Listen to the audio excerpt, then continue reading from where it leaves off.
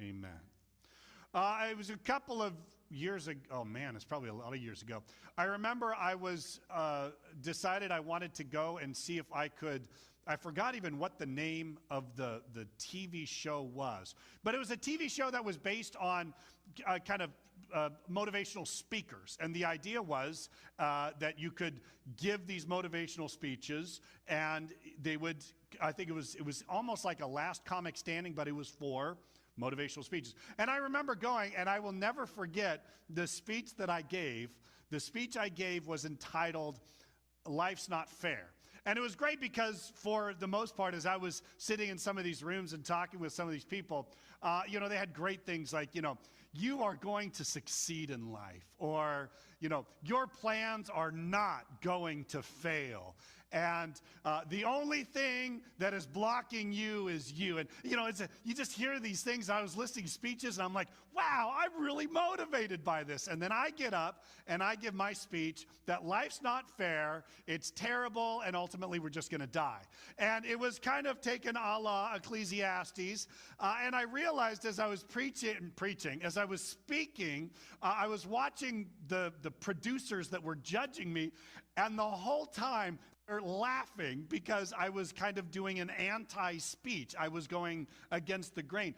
That's what I feel like when we read Ecclesiastes is it's almost anti-motivational, but I think it's helpful. It really is, especially as he is going to now tackle the subject of justice. Now, who are my justice people in the room? Josh is justice. Heather is total justice. Like, if you're going to break into the house and you then get, you heard those stories where people break in and then the owner dumps a bunch of snakes on them and it bites them to death. It's like, yes, because I feel just. Who here really struggles when justice is delayed or denied? Okay, so now we're getting a little bit more, yeah. Especially in today's society, justice seems to be one of the rallying cries of America. And again, not to be having sweeping generalizations, but usually the younger you are, the more likely you're going to be for justice. The older you get, you start becoming much more like the writer of Ecclesiastes that just says, man, life's not fair. It's just not good. When did you first learn that life was not fair? I remember vividly. When I was young, we would go to the refrigerator, and my mom would say, Mark, pour out 3 glasses of milk for you and your 2 sisters. And so I would begin to pour it. Of course, what did I do with my glass?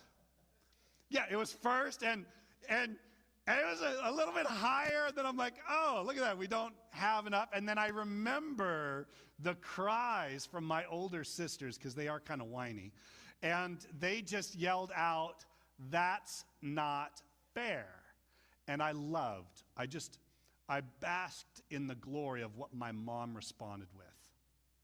She said, life's not fair. Get used to it. And then she yelled at me. And then from there on out, all 3 of us, we would line the glasses up, and we all 3 would do one of these things. And we're like, oh, shoot, now I got to do a little bit more over here. And because we want everything to be fair.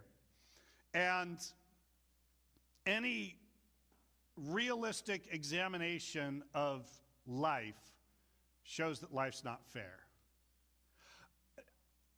Is it fair that we were born into a country that is wealthier than a lot of other countries? Is that fair? No, it's not fair. Like, why us and not someone else? Is it fair if you grew up in a broken home with parents who were divorced? Is that fair? No, it's not fair at all. Is it fair when people who are close to you as friends die at a young age? I remember when my good friend Tucker Richardson, he played trumpet and band. And I remember when we came to class and we were informed by our band director, Rick Luther. He said, I got to tell you, everyone, Tucker Richardson has died. And we were all in shock. And it was all simply because he was walking behind where a car was parked, and the car accidentally had rolled, and it pinned him, and it killed him. I mean, why him? Why not me?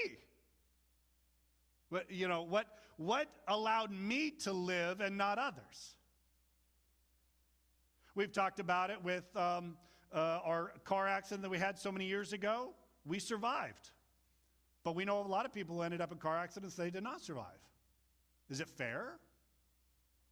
No. We come quickly to the point that life's not fair, and we cry out for justice, and we really, really love it when justice is served, especially to all the evil people in the world, right? All the evil people, please give them justice. Now, of course, then, when you mess up and you pray to God, do you pray for justice?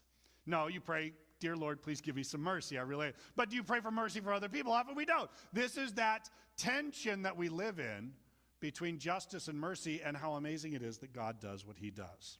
So let's dive into this. Starting in verse 9, the writer of Ecclesiastes is coming to some conclusions, again, near the beginning. He's going to come to a final conclusion in chapter 12.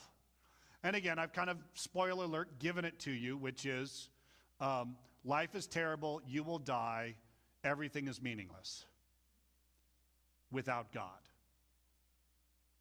Both of those statements are true. Everything is meaningless. Everything is vapor. You're only here for a little while. You're going to die. I'm going to die. Everyone around you is going to die. Millions of people have died before you, and millions of people will die after you. And you're really not here for a very long period of time. And so it's really worthless what you're going to do in life, unless you have God. And so he's starting to develop that concept. And he picks it up, verse 9, and he gets this really interesting theory going, but then turns his mind towards justice. Verse 9, what does the worker gain from his toil? I have seen the burden God has laid on men. He has made everything beautiful in its time, going back to the first verses of the chapter.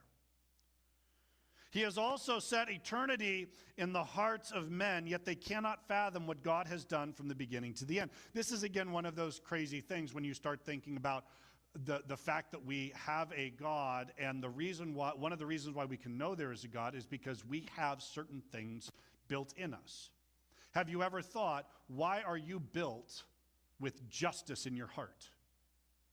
I mean, do the animals have justice in their heart? I mean, does a bird who is building a nest in the middle of a rainstorm sit around and say, man, I wish I lived in Arizona right now?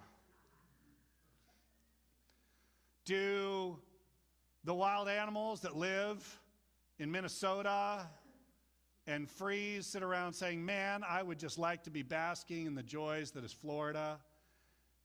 Do all the alligators in Florida say, I really wish more of those animals would come and live here so I can eat them?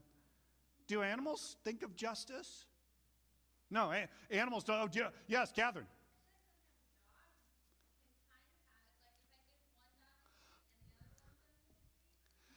Well, yeah, no, kids, that's a good point. So, do dogs believe in justice? I don't know if they do, because sometimes I give a treat, and then there's other times, like, I'll give an extra treat to the really good dog, which is PJ. Sorry, Jake. And Butch kind of looks up at me, and he's waiting for the treat, and then I walk away, and he's like, huh, okay. And he just wanders around back. So now, again, why do you think that's unfair? Is it because you think the dog thinks that's unfair? Does the dog then bug you incessantly until you, oh, does your dog do that? Oh, interesting. Our dogs are just not justice dogs, I think. Yeah, maybe dogs have a little bit, but when you think about the world, we're different from the animals, and this is one of the arguments that he's making. We have built within us something totally different. We have a viewpoint of justice. We have a viewpoint of morality. Everyone, yeah, I guess I watch out when you mention dogs. Like everyone's like, I'm going to protect my dog. My dog is beautiful. Your dog's going to die.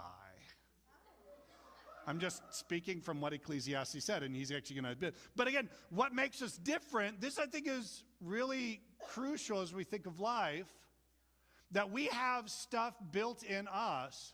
You know, we have morality. Does a killer whale have morality when it's about to eat a baby seal?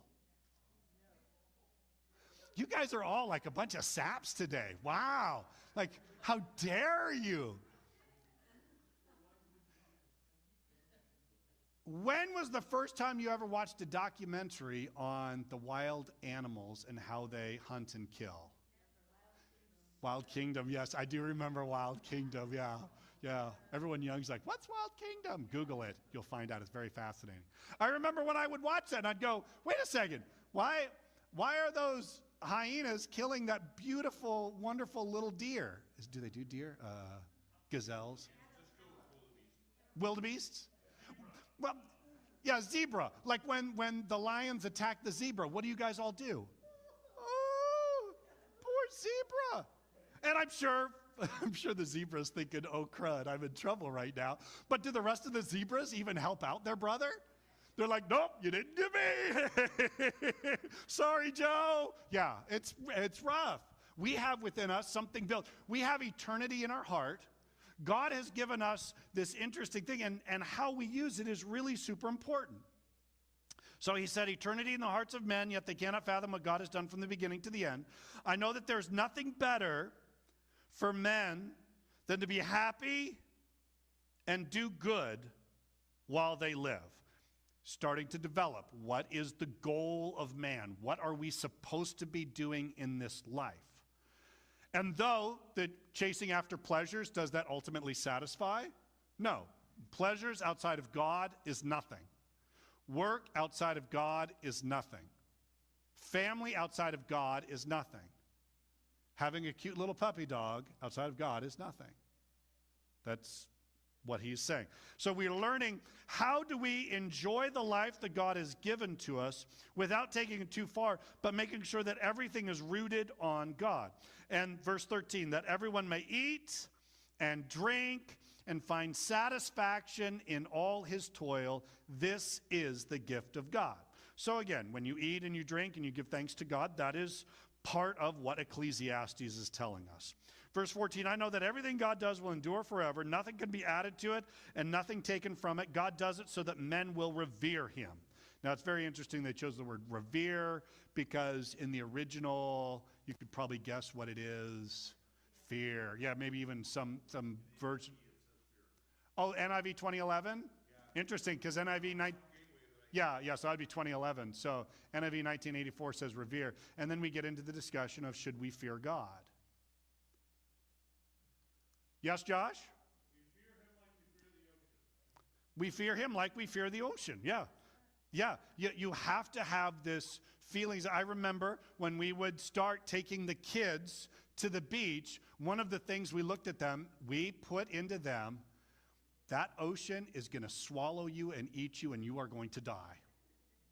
Now, why did we do that? To give them a healthy fear of the ocean. And then all of a sudden, you know, Jacob will wander down and put his foot in and say, the ocean didn't eat me. And so he's like, you parents are liars. And I'm like, watch out. And then, yes, he remembers that day, that fated day when we were at the ocean and we were with the Gearings, and it was DJ and Jacob. I know Daisy and Josh were there too, but Daisy and Josh, I think at that point, they were like, the ocean is going to eat me, and I don't want to be eaten by the ocean. But there's DJ and Jacob, and they're swimming out, and I'm like, it's going to eat you. He's like, whatever, Dad, I hate you. No, he didn't say that. I'm just exaggerating.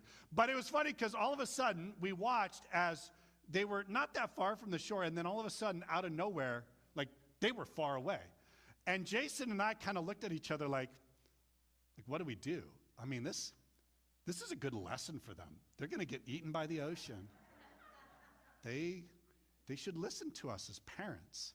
No, we totally panicked. We jumped in the water and started swimming. And as we're coming back, of course, I now have the adoration of my son forever because I saved his life. I ruined my cell phone, but, you are worth it, Jacob. You are worth more than many cell phones. We operate in fear all the time. When you drive your car, should you operate with a healthy sense of fear? Yes! You might die. Don't be crazy. When you have a little kid, do you have a healthy respect for when kids are playing out in the front and the street? Yeah, you teach them there's some danger. We operate under fear all the time. I pull up to a stop light and then it turns green. Do you want to know the first thing I do? I'm looking both ways. Why am I doing that? Because there's crazy people in the world. So we learn how to operate under fear. And when we fear God, again, it's not a fear that God is just going to zap us at any moment because he hates our guts. But the fact that God holds life and death in his hand, he has this respect, this reverence that we have for him. And so we learn about stuff in life, and we learn it so that we will revere, that we will fear, that we will have honor and respect for God. And he finishes up, whatever has already been and what will be has been before, and God will call the past into account. And then he says, I see something else that under the sun. This is really, really good. In the place of judgment, wickedness was there. In the place of justice, wickedness was there. This is that idea of you look around and you say, life doesn't seem to actually operate under some fair rules. Now, most of the time when we cry out that life's not fair, it's because we feel that we've been wronged in some way, shape, or form. We usually don't cry out for fairness when we're the ones who are the recipients of the extra grace and mercy of God and the extra blessings of God. So we need to learn what that actually means. But I am always fascinated whenever I watch some of those like true crime stories and you find people who have been wrongly convicted and incarcerated, and then you find out that they get out. I've often wondered, what does that feel like? To be wrongly imprisoned for decades and then finally to get out. Would you walk around with a chip on your shoulder? I would think so. And I think you would probably be justified in a lot of ways of saying life's not fair. I just lost so many years of my life. Some of you have lost people in your life through death, and you're like, why them? I often wonder whenever we do a funeral, and I think of them and their lives, especially if they're good people, really honoring of God. And many times, and this is my selfish part, so this is my confession of sin to you, many times I look at them and I go, man, God, I can list off at least a couple hundred people that would be better to take from this world than that person, right? Like, why them? That's really not fair. Who here likes it when rich people get away with stuff? You know, it drives you nuts. You're like, here's some powerful politician with lots of money and lots of lawyers, and they can hire every person available to them. And you say to yourself, well, that's not really fair, is it? It's not fair. And what happens when you hear of someone doing something and then they get off and you're like, it doesn't seem right. And again, showing my age, I remember when OJ was let off. Because if the gloves don't fit, you must have quit. Very good, yes. If the gloves don't fit, you must quit. People are like, what? And I remember thinking, like, everyone knows he did it. But they couldn't prove it. They couldn't prove it beyond a reasonable doubt. And I love the civil trial. The civil trial happened, like, super fast. But the question still remains, what about the parents of those that were killed? Is there justice? No. Justice is one of those things, and sometimes we look at this world and we say, just life is not fair. And I think one of the reasons why we're becoming more and more sensitized to this whole thing is that life's not a movie. Life doesn't finish up in an hour and a half, right? Because what happens when you watch a movie? You watch a movie, you have the main characters you introduce, and then there's some sort of conflict, and then it heightens itself to usually some near-death experience, and then there's maybe some injustice that takes place. But you better believe that by the end of the movie, the good guy wins, right? Who here thinks the good guy always wins? Who here thinks the good girl always wins? As you know, I'm one of those people that love the reality TV shows, and they brought it back, and I was super happy about it. Amazing Race. So, yeah, Jacob, we got to still do that. I think that'd be fun. You'd have to do all the physical challenges, and I'd just sit there and eat. But that'd be cool. So I'm watching Amazing Race, and it was really interesting because it had this father-daughter duo. Is anyone watching Amazing Race? Okay, well, only two of you. Okay, good. So I'm not going to spoil anything. So there's this one that's father-daughter, and they're doing this challenge. They're assembling bagpipes in Scotland. And as they're assembling the bagpipes, some people are like, how does this whole thing go together? I don't know how to put together bagpipes, but there's a little diagram. And so they're finishing up, and this girl, she did a really good job. And as she's leaving, there are two other teams, and they're like, hey, like, how do you do this? And she stops for a moment, she considers it, and she's like, okay. She goes over to the table and she says, here, do this. Okay, yeah, do that. All right, you guys good? And then she takes off. And the dad looks at her as she's walking over and says, what are you doing? Like, why are you helping them? And she's like, it just seemed like the right thing to do. And he goes, but what happens if we're eliminated? And you get the sense that they believe a little bit in karma. And so they're like, oh, that was good karma, right? I did something good. Something good's gonna have. Do you guys operate that same way, right? You do something good, you're expecting something good's gonna come back to you. That's just the way isn't that the way God works, right? I follow God, and He blesses me immensely. No, is that not how it works? Hey. Yeah, that's how this young girl, she says, like, I had to do it. And so the dad's like, well, you know what? You almost got the sense like the dad was like, yeah, you know what? You're right. Like, we're not going to get eliminated this round. And guess what? They got eliminated that round. They come up to the thing, and the daughter and the guy, they're crying, and they're like, that's it, we're never helping anyone ever. No, they didn't say that. But would you do that? All of a sudden, you do something good, something bad happens from it, and you were like, why am I doing anything good? If you do good to get reward, you're not doing good for the right reasons. Just the way it is. Why do we do good? Feels good. Brings God glory, because that's what God asks us to. We do good because God asks us. If we do good only because we want to get something in return, that's called a salary. But that's not grace.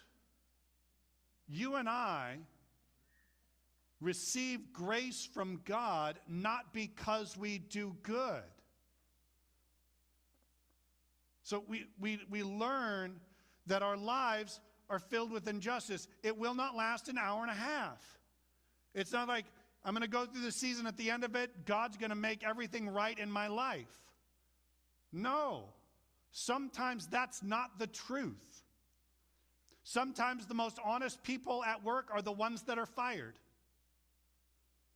Sometimes the most loyal of friends is the one that's ultimately rejected by the friend group. Life's unfair. And we learn that we don't do things for the fairness of it. We do it because it's right, because God asks us. And ultimately, aren't we glad that God gives out justice at the end? This is a huge burden off of you. I think it's really helpful. I know people who are stuck in life because they want to cry out for justice for something, and they become so obsessed with it that it literally destroys their lives. It's better to say, you know what? That's not fair. God, deal with that. Because the alternative is not good. The alternative is, that's not fair, and I'm going to do something to right that wrong. Now, again, why do we do things? If you do things just to right an injustice, we've got to be careful, because sometimes even your best plans aren't going to work. We allow room for God to work his justice, his judgment. And that's what he ultimately comes to the conclusion. Verse 17, he says, I thought in my heart, God will bring to judgment both the righteous and the wicked, for there will be a time for every activity, a time for every deed. So there's going to come a time when ultimate justice is going to get served. And isn't it great that we don't receive the justice that we deserve, right? Add up all your sins. What do you deserve from them? You deserve death and everlasting damnation. That's what you deserve. But God gives mercy. He starts by saying, I've got to punish that sin of yours. It's a bad sin.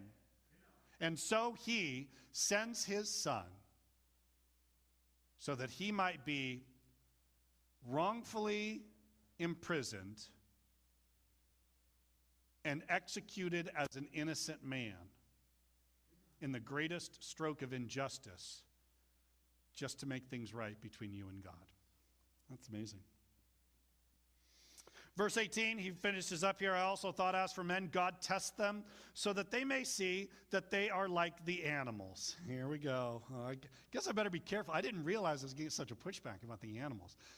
What's an animal we can all hate together? Cats. Good. Let's talk about cats. I know. Yeah. I'm sure I'm going to get a really nasty text in about 3, 2, 1 from Dave. Dave Prince. Okay, yeah. Dave loves The Amazing Race too. He's going to send something about the cats because he knows my feeling on cats. Man's fate is like that of the animals. The same fate awaits them both. As one dies, so dies the other. All have the same breath. Man has no advantage over the animal. Isn't that amazing when you think about it? Now, again, this is not trying to elevate animals to the level of human beings, right? That's not what it's trying to say. What it's saying is, animals die, and you will too. You have no advantage. Like, can you just imagine? There you are, an animal, like, well, I'm going to die. And, he's looking at you and like, well, and you're going to die too. If they thought that way. We have no advantage of them in the terms of immortality. We will ultimately die. And he says, once again, everything is meaningless. All go to the same place. For dust you are, and to dust you will return. Yeah. You're going to die, and some of you will be cremated, which means it's a little bit faster. Your ashes are going to just mingle with the earth. Some of you maybe are going to be buried in a tomb, in a casket, and as time goes on, you will turn into dust. You're going to be gone. Who knows if the spirit of man rises upward and if the spirit of the animal goes down into the earth? Okay. Do animals go to heaven?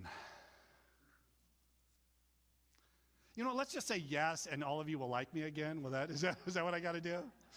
Don't do it? Yes, I have been asked to baptize dogs.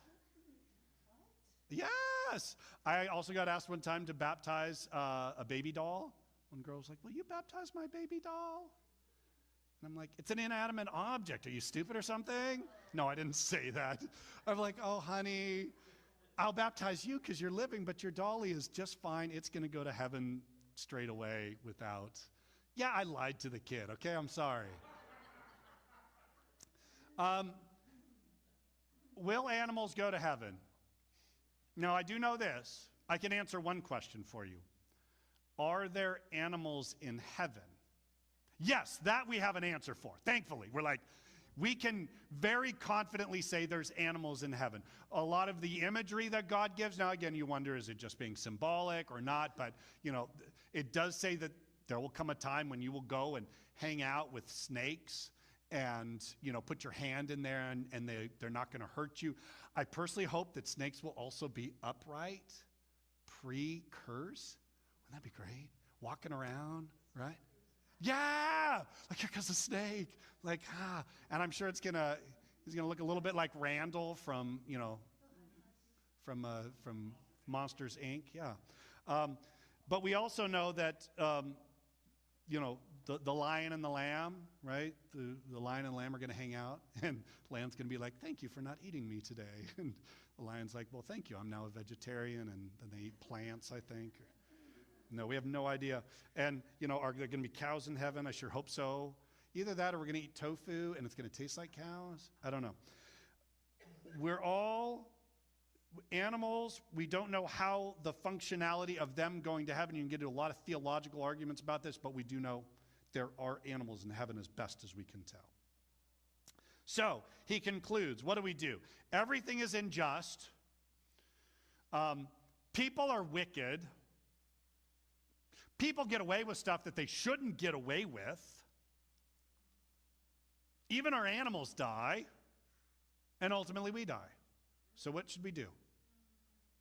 We should live, we should eat, and we should drink, and we should enjoy this world that God has given to us because God gave it to us. And anything lived outside of God is meaningless.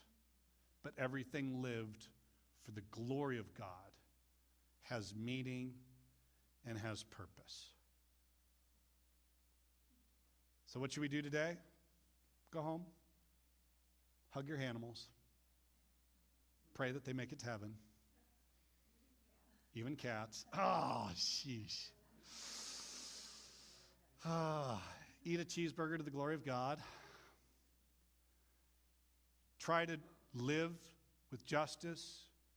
Try to find things that can be righted. But also know that there's going to be sometimes things are not going to be just in this world. Because ultimately life's not fair.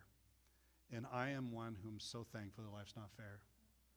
Because at the end of the day, God should punish me. He should destroy me. He should just absolutely wipe me off the face of the earth. But he says, I love you and I care for you. I will die for you. And you will be with me in heaven forever. Let's pray.